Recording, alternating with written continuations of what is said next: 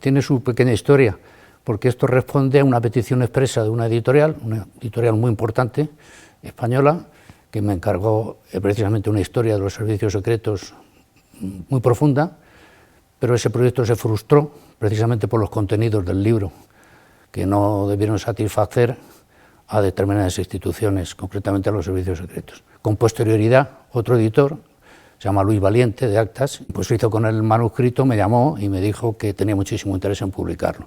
No había existido, ni existe hasta este momento, una historia continuada de los servicios secretos. Existen pequeños libros sobre temas muy concretos, pero sin perspectiva de continuidad.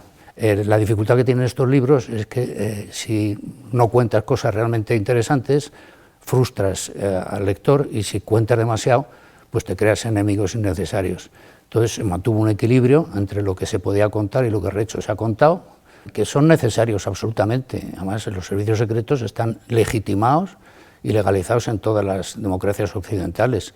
Otra cosa es cómo funcionen después, pero el Estado necesita un instrumento de defensa, aunque solamente sea frente a otros servicios de inteligencia extranjeros. Lo que pasa es que tienen que funcionar correctamente. Todo ese secreto malentendido se establece en base a la llamada razón de Estado, es decir, que el fin justifica los medios, y no es así. Tenemos un Estado democrático y la razón de Estado llega hasta donde empieza el Estado de Derecho.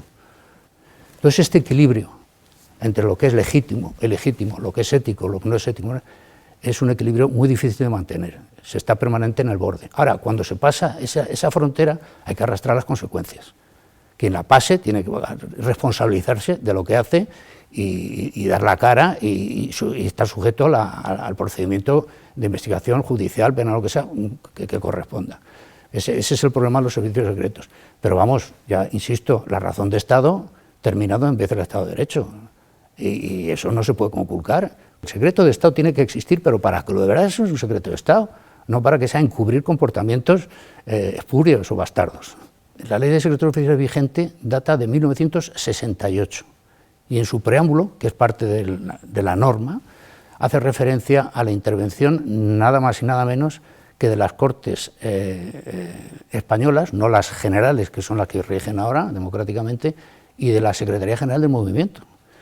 Por lo tanto, está obsoletísima. Y después, en el año 2002, cuando se elabora la ley del CNI, se establece una segunda ley de secretos oficiales, que está encubierta. Establece que todo lo relativo a los servicios secretos, todo está clasificado con el grado más alto del secreto. Por lo tanto, no se puede hablar nada del servicio secreto porque todo es secreto.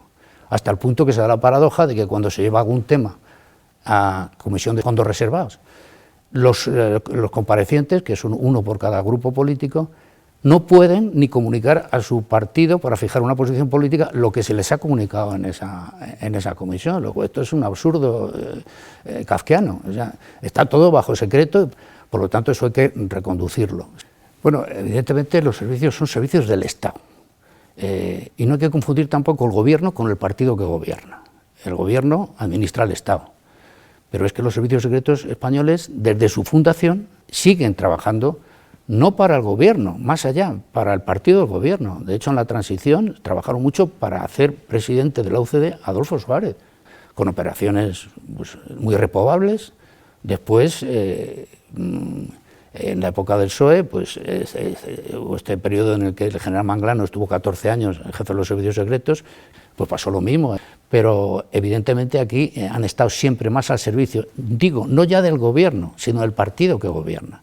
¿Qué es lo que pasa? Que cuando se politizan y cuando el hombre que tiene que dirigir los servicios no es un hombre de Estado, sino un hombre de partido, efectivamente lleva ahí su gente. Y su gente, cuando cambia, no sale del centro. Entonces queda amalgamada ya por gente muy ideologizada, que es lo contrario que tiene que tener un servicio de inteligencia, y por la endogamia del partido de los funcionarios que hay dentro del servicio. Está clarísimo que los servicios son servicios de inteligencia del Estado.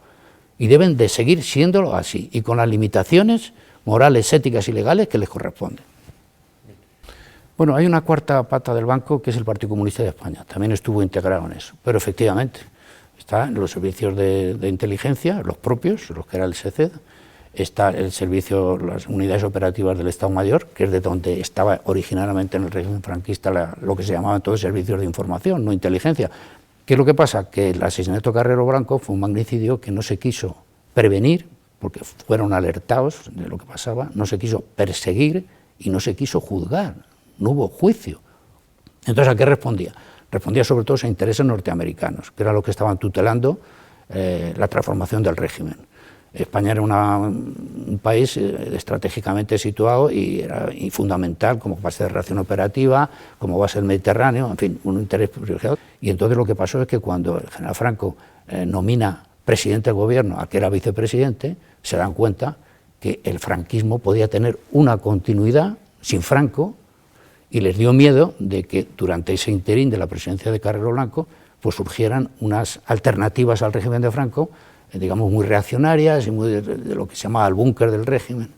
Y entonces coincidió toda la clase política en que era un elemento que tenía que desaparecer. Y hay documentos desclasificados que se citan en el libro del embajador español que manda a los Estados Unidos diciendo que sería conveniente que este señor desapareciera. Y entonces se pensó que era un hombre que había que perseguir. Y se hizo una operación absolutamente de diseño que trascendía las capacidades, la imaginación y los medios humanos y materiales que tenía ETA, que fue un instrumento. Hay documentación que demuestra que se desembarcaron en Torrejón de Ardoz 5 explosivos muy avanzados de tecnología electrónica, se hizo una disposición del túnel en forma de T, que solamente podían hacer zapadores, y se utilizó un material explosivo que luego no hubo una auditoría para saber qué material era, que fue sorprendente que no hubiera una auditoría, de que aquello fue un complot que vino bien a toda la clase política. A unos porque tenían aspiraciones de la monarquía parlamentaria, a otros porque querían jugar a su propia, digamos, dictadura partitocrática. Bueno, ahí está, hay razón de Estado para hacer eso. Vamos a ver, el servicio secreto diseña el golpe. Lo que hace el servicio de inteligencia es diseñar la operación que se llama Operación de Gaulle. Eso se encapsula y cuando conviene, por agotamiento de la función que estaba desempeñando el presidente Suárez, entonces los americanos piensan que Adolfo Suárez contemporiza mucho con Fidel Castro y con Yasser Arafat, con el tercermundismo. Dicen, tu misión ha cumplido ya, has hecho la transición, retírate, que ahora hay que hacer otro tipo de cosas. Y Adolfo en principio se niega, se le amenaza en una reunión que tiene en Zarzuela con unos tenientes generales que le enseñan una pistola.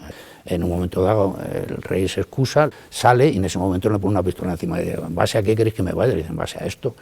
Entonces el presidente Suárez recapacita y renuncia. Y cuando Suárez, que era el objetivo batir, renuncia, la operación de Gaulle se disuelve. Entonces que hay una parte de la gente que había diseñado la operación que insiste. ¿Y qué habían cogido? Habían cogido un chivo expiatorio que era para hacer el trabajo sucio, que era el teniente coronel Tejero, fue un instrumento, pero todo estaba planificado perfectamente.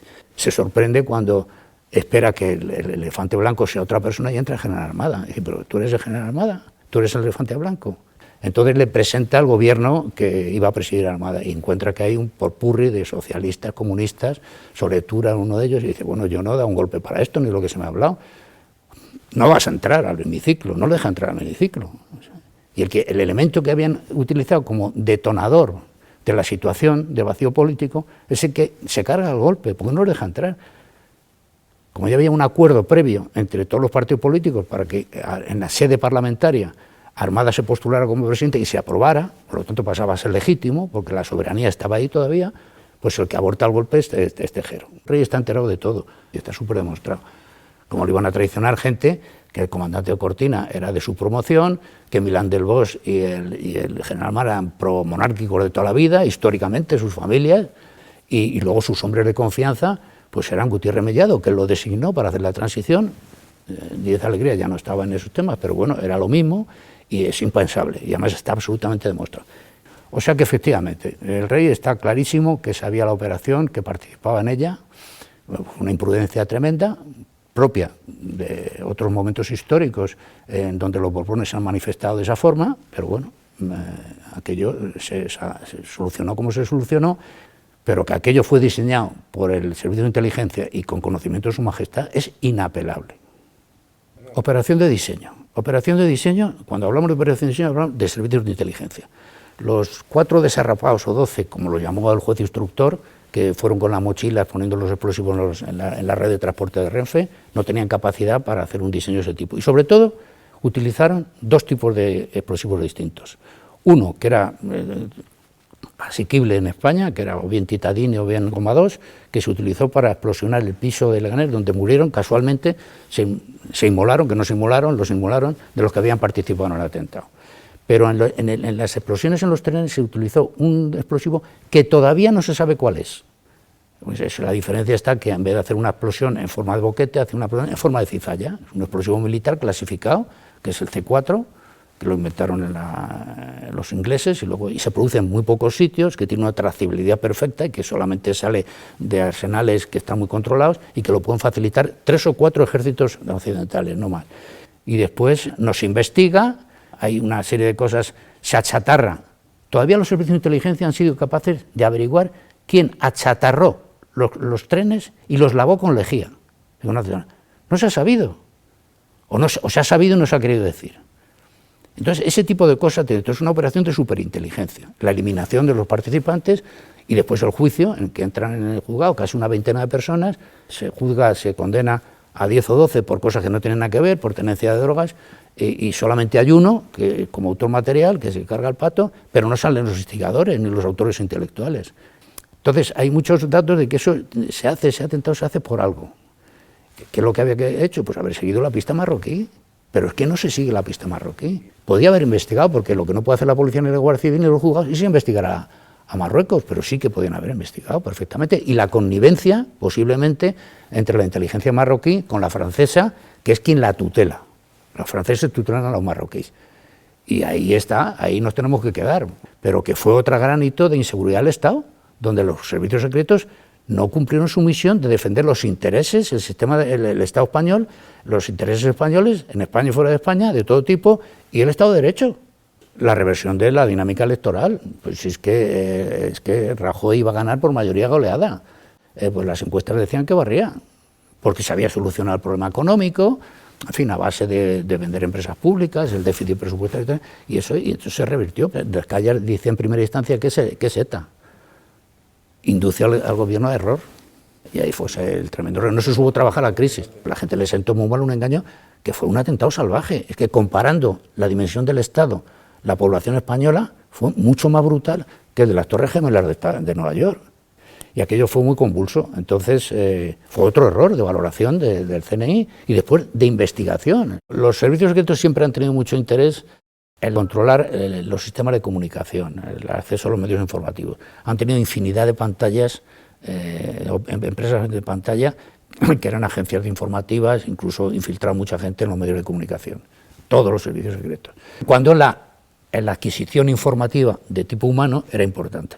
Ahora la adquisición informativa que prima es la electrónica. Hay un sistema que es el sistema Echelon, que ahora está Europa tratando de competir con otro sistema paralelo, que te interviene todas las comunicaciones satelitales, vía cable, lo que quieras, submarinas, lo que tú quieras, y se almacena todo lo que se graba ahí, y hay unos sistemas que tú metes una palabra clave y se concentran todas las informaciones que incluyen ese hito clave. Entonces, por ejemplo, España pidió ayuda y utilización de una parte de la capacidad que tenía Echelon para la lucha contra terroristas de ETA. En una visita que hizo el vicepresidente de gobierno de entonces, Rajoy, en la NSA, y se pidió ayuda, y el Echelon significó una ayuda importantísima para controlar a ETA. Entonces sí influyen en las redes, y además tienen muchos hombres. Bueno, yo he detectado a gente de los servicios secretos españoles, hasta en el Congreso, un jefe de prensa que estaba allí trabajando para un grupo que les interesaba controlar, el jefe de prensa. No, ETA no está muerta, es un cambio de táctica. Y eso no es un error de los servicios secretos, es un error de los gobiernos, que han consentido una victoria política de los terroristas sobre una victoria policial absolutamente. Entonces, ETA no está muerto, está en hibernación. Ahora lo preocupante es el tema catalán, y en función de la evolución del tema catalán, pues evolucionarán los intereses de ETA o de los independentistas vascos, los gérmenes de independentismo canario, que están ahí, cuando estaban en el poder en Coalición Canaria estaban contenidos, pero allá no están en el poder. Ahí hay unos unos gérmenes muy peligrosos. De hecho, eso es una zona muy conflictiva, está infiltrada por los servicios secretos marroquíes hasta arriba, hay miles y miles de marroquíes que están allí ya censados, y eso nos tendremos que acostumbrar a que va a ser una cuestión de litigio, con independencia de los navarros, que siguen la pauta de lo que era el antiguo Euskal Herria, que quieren integrarlo con las tres provincias francesas. En fin, eso está ahí latente. Está en base de la oportunidad y el momento. Si se evoluciona por la vía política, bien, y si no, se volverá la lucha armada. No significa esto de que entregan las armas. Las armas se pueden entregar, no entregar, pueden utilizarse otras, la guerra es distinta. Ya sabemos que sobre la guerra convencional hay otras cosas, la guerra química, la guerra bacteriológica, la guerra del modelo económico, en fin, eso está ahí. Y el problema que tiene España, donde los servicios de inteligencia no han sabido entrar, es el tema de la desmembración. Lo que no sabemos es si lo hicieron o no lo hicieron. Lo que sabemos es que el gobierno no lo hizo. Es decir, aquí está el problema. ¿Qué conocieron y qué le transmitieron al gobierno de Rajoy? Rajoy no era un hombre muy combativo. Entonces ahí yo tengo esas dudas, porque sí que hubo un reforzamiento de las estructuras del CNI en Cataluña tremenda.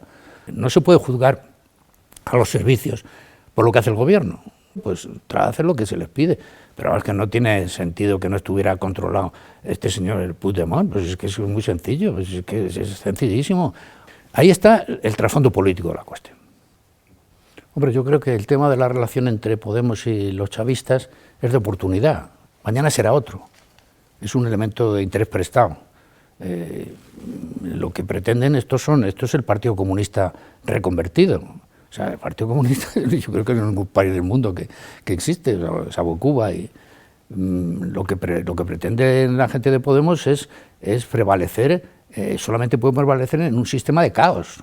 Entonces, lo que sí creo es que son antisistema, pero por interés, no por otra cosa, porque ya han llegado al poder. Es que ha sido un éxito la estrategia, porque están en el poder, y están en el poder con una fuerza tremenda, y se siguen encargando de las labores sucias. Que esto es muy fácil, hay una coalición donde uno hace el papel de bueno o de menos bueno y el otro de malo o de menos malo. Entonces el arremetimiento y la persecución que están haciendo del sistema constitucional, esto lo hace Podemos, con el consentimiento del PSOE. Lo que hace falta es estar ciego para no saber poner los tiros.